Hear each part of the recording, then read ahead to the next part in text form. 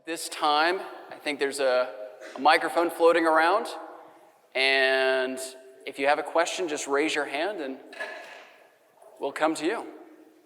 Hi, thanks for the presentation. Yeah, who are you and who are you representing? Yeah, my name is Yujie Su. I work for Maersk. I know we have been working together with you guys for a while, but I have two questions. The first one is actually, do you build anything around data accuracy monitoring? Because, you know, we get all of the data from you guys and there's really nowhere to compare unless we spend 5 hours and pulling 100 people to actually validate that. And my second question is that a lot of our customers, if you look at end-to-end supply chain, there are models of transportation, for example, a lot of trucking in the inland part, and a lot of transload and cross-dock happening in our facilities. So I wonder, do you have models to track those shipments as well when it's not on rail and not on the vessel? Right, so 2 parts to this question. Let's start with data quality, data accuracy. So we at Vizion spend an inordinate amount of time on this topic specifically. And there's different elements to understanding and measuring data quality, whether it's around completeness, latency, the structure of the information. But at the core, it comes down to triangulation. You're looking to be able to strengthen your confidence in the truthfulness of the information by tapping into multiple data sources. So not just relying on, say, the booking information by itself, but also leveraging the bill of lading information as it's delivered and made available, leveraging it from customs as it's made available, leveraging AIS data for vessels and understanding are movements even possible, leveraging IoT devices, bringing all these data sets together and triangulating them to build confidence around the data. And the reality is it's a deep, hairy problem to answer that question. Sometimes you do have to bring people to do analysis and understand how to measure the quality of a certain question or point of data that is being investigated, to even be able to build the tooling and capabilities to automate that later in some way and measure that. So one, I'd encourage you to hang around. I think one of the later talks is just about data quality and going into the details around that. And 2, please speak with any of the teams over the next 2 days because we spend a lot of time. We brought some of our data scientists and our product managers here as well to talk about these challenges around data and what can you do to better understand the health and quality of your data today, as well as happy to share the common challenges and problems we see in the data so that you can not have to learn the way we did, the hard way, maybe give you a shortcut or 2. And to your point about kind of visibility of modes, there's a complexity of types of modes for all the different designs, supply chains out there. We're focused around TradeView with containerized freight. We do have visibility, of course, into the ocean mode, the vessel mode, but we have visibility into different geographies for rail mode, drayage modes as well. So I can't promise that every single shipment is going to be door-to-door visibility. There's always going to be the core ocean component, which we have a high level of visibility in. And then there's a healthy percentage where we'll start to see over the land visibility. And through partnerships, we're growing that more and more. Partnerships with other carriers, say like rail carriers in Europe we're starting to work with. We brought on all the major Class 1 railroads in North America this past year as well as relationships, working with IoT device companies to strengthen that and triangulate that data as well. So from our perspective, the data can get stronger as you bring in more partners, and that mode challenge becomes less challenging as you start to collaborate with specialists to make a better product in the end. So I'd echo what Kyle said and just add 2 additional comments. On the quality side, we can also speak to you about how many shipments we exclude from the possibility of the network because they're in feasibility. So there are controls to not let information through that is unrealistic, incomplete, or impossible. And so there's a lot of screening that goes into this on the front end on the quality side. On the intermodal side, building off of what you said, in addition to the Vizion partnerships that we're creating, Dun & Bradstreet's continuing to build our latest intermodal discussion with India Rail. So one of the things that we're listening for, and we would love your feedback, so stop by the booth or talk to our team members, Mark's in the audience, or you could email myself, is where the next generation needs to go for the iterative discussion. Because the goal of this is to continue to grow, So right now we're focused on India Rail. We're also focused on air transit and supporting that creation and connection point. But it's really going to be based on our client feedback because we know we can't tackle everything at the same time. Next question? In the Hi, back. Chris Rubio from UPS Customs Brokerage. Just a question, if you wouldn't mind delving a little deeper into the coverage and the depth of the customs information that you have in the network. Is that your customers' customs information, or is it are you covered globally, or are there certain markets where you're penetrating more with the customs information? How deep is the coverage of what you were explaining earlier? I went first last time. So I'll answer it from my perspective, and I think what we're finding is that we are sitting around 65% coverage globally. It does have pockets of bias, just like any data set, and again, we're working to build out our partnerships. We have 2 providers of current maritime data, and we are talking to others to build out that network. It's incredibly strong in the US and Chinese and Asian markets because that's where global commerce started from a coverage perspective, and then we're ramping out. Our weakest ports by far continue to be Asia and Asia-Pac with a limitation of visibility on Japan. Japan is one of our weaker spots, even though in that market we tend to market right around 40%.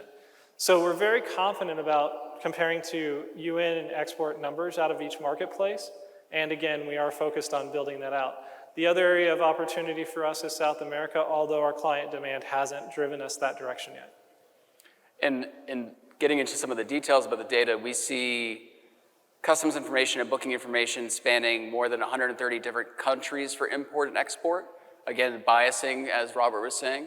But the detailed data by itself, entirely correct me if I'm wrong, I think it's like 140 different features in the data around the customs. Like we have 140 different facets of information on every shipment. So there's a wide variety of information, and it can span from anything to the detailed written shipment instructions to information about the original ETA was given versus the end ETA that was given.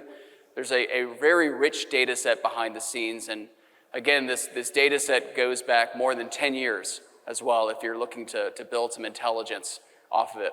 Thank you for your question. Yeah, hi, Simon Kay. I'm CEO of Jaguar Freight Services.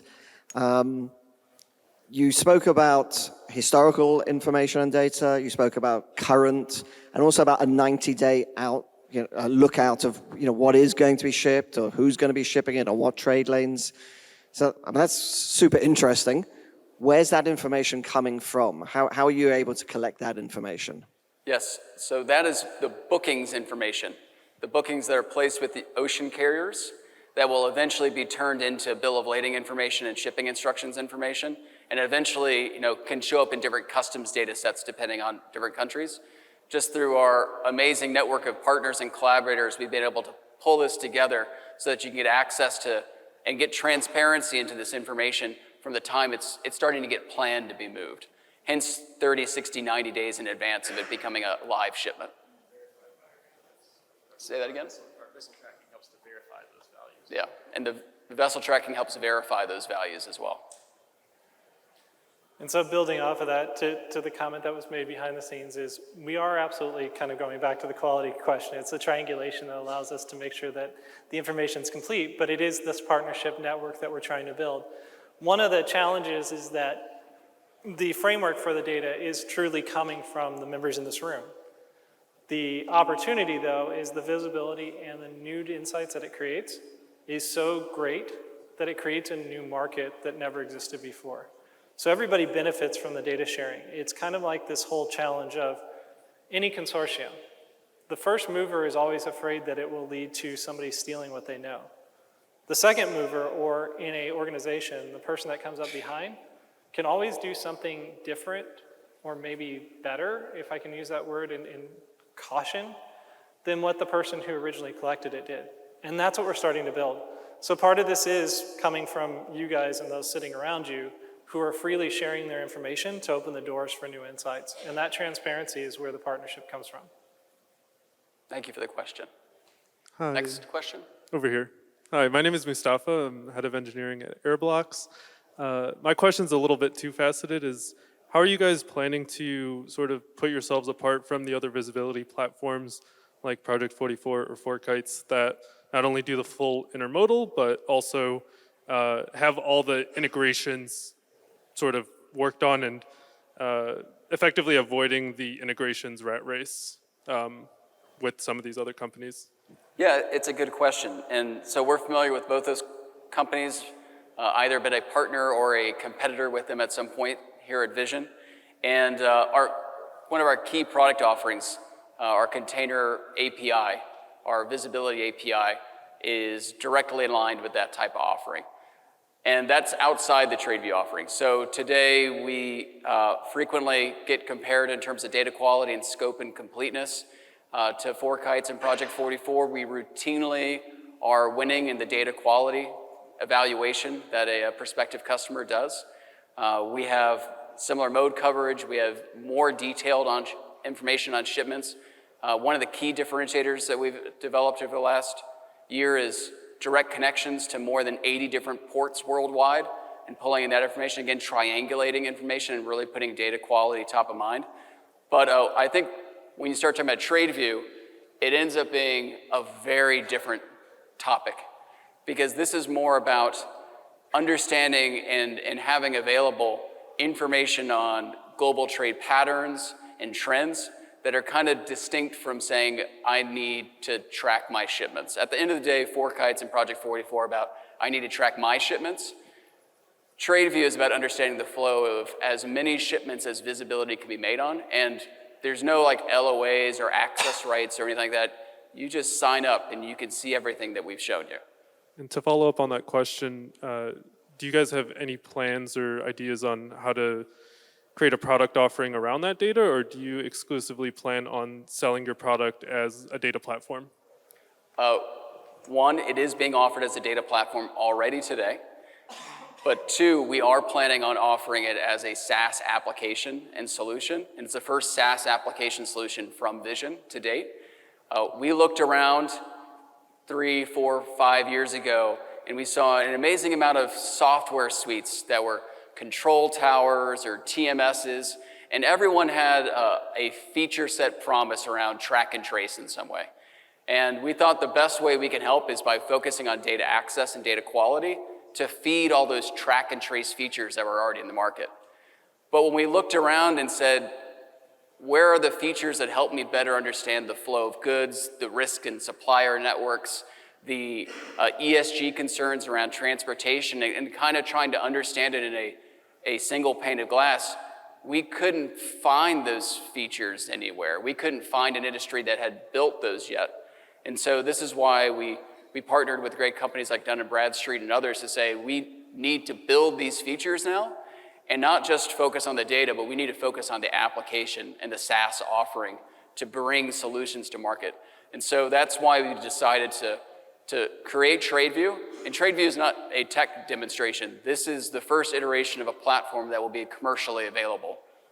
Wonderful, thank you. You're welcome, thank you. And I want to, again, add on, so I'm sorry. Yeah, go ahead. Keep jumping into these because these are excellent questions, but one of the things it opens up is what do we believe the market space is in the community? So we had the community slide a minute ago, and what I would reinforce is while it has some of the capabilities, Kyle hit it very well. We're not trying to take over the Watchtower or TMS space. What we're trying to do is build a strategic view that allows you to really construct and connect the value supply chain.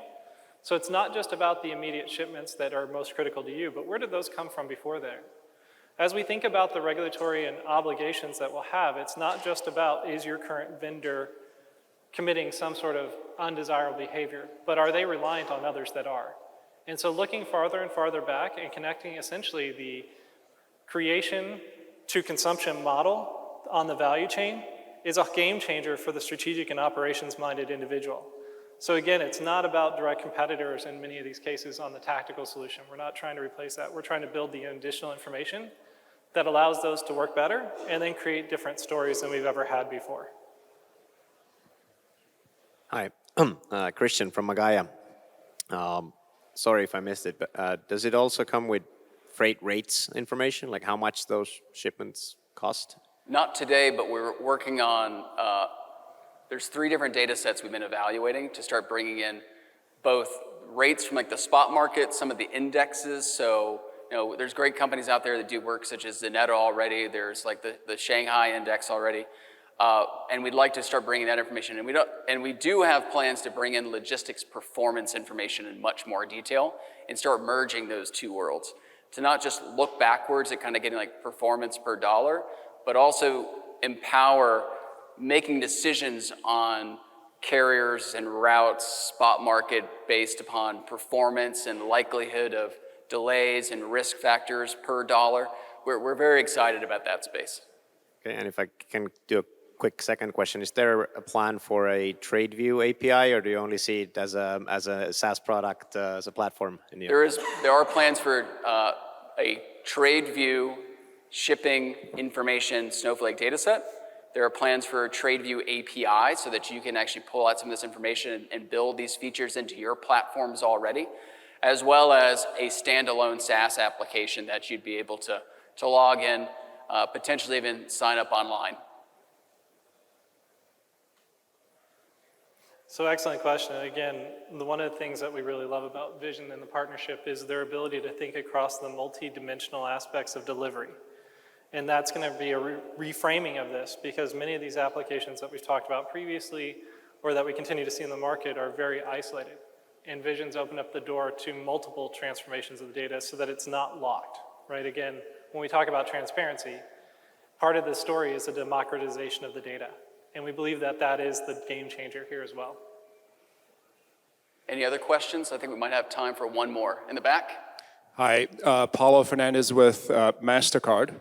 So I could totally see this data being used, say, by a financial institution, right? If I want to de-risk a customer, I can see that customers, where's the trade today? So actually it could be very, very beneficial. But in terms of your commercialization, you mentioned about productizing. Who will you be selling this to? Because like you said, Project 44, if I want to go on Project 44, I want to track my shipment, right? So I've got something there. Who would use this data, and and more importantly, who would pay? Like, what is your revenue model? How do you see that happening? So we've gotten early input and feedback, feature requests, and commercial interest from both the operators, that could be carriers and logistics providers, the cargo owners, so think of like large retailers who may be purchasing of goods, manufacturing of goods as well. We've also seen it in trade finance, banks. We've seen it also with insurance companies who are looking and wanting to better understand and better price insurance, freight insurance, et cetera. We've seen it with capital markets companies who want to better understand the trends of commodities and flows. The reality is it's hard not to find a stakeholder when it comes to global trade in some way, shape, or form. And we think there are use cases and even simple features that each of these stakeholders will gain value from. And any other key categories or personas we should be targeting, Robert? Well, I think you picked the big ones, right? Like, or the easy. I got the easy ones. The easy ones. You pick all the easy ones. But I think that's critical, right? One of the things that we've always seen in commerce is that they start from these organizations. So if you think about what Kyle just listed off, the banks, the insurance companies, the operational financing groups, and then the carriers. Those are the framework and the benchmark. But where we're seeing it move down market and through the market is also on companies and commercial interests, right? So from a functional standpoint, things like wallet share, new market opportunities, market expansion, capital planners and FP&A, so financial planning and analysis, capital expansion, as well as international planners. So if you're looking at where do you go in the market, not only is it about what is available to you, but what is realistic and appropriate. So Kyle's touched on it a couple of times, and I keep going back to this idea of expense versus value versus cost. The expense is what we traditionally focused on in the commercial space. The value and cost is the way it's going to impact the world long term, and that's an area of opportunity we're seeing in the commercial space as well. And then obviously we have the benchmarking companies as a backbone, as bringing that information to the front. So there's a broad suite, and we continue to see new use cases come out of this as we open up the doors. If you have more questions, the Dun & Bradstreet team, the Vizion team, will be hanging around this room for the next 3 hours or so. We have people in the back as well if you'd like to speak to us. We'll also be at the expo for the next 2 days. But I believe at this time, Sammy, you can correct me, it's a small networking break. And then we'll have our next session kick off at the top of the hour at 3 o'clock. So again, any questions, find us in the back. Happy to answer them. And thank you all for attending. We really appreciate the questions. We really appreciate the input. And Thank you. look forward to the next year. And if you want to collaborate on something and show off next year, you're welcome to have space on the stage too. Thank you.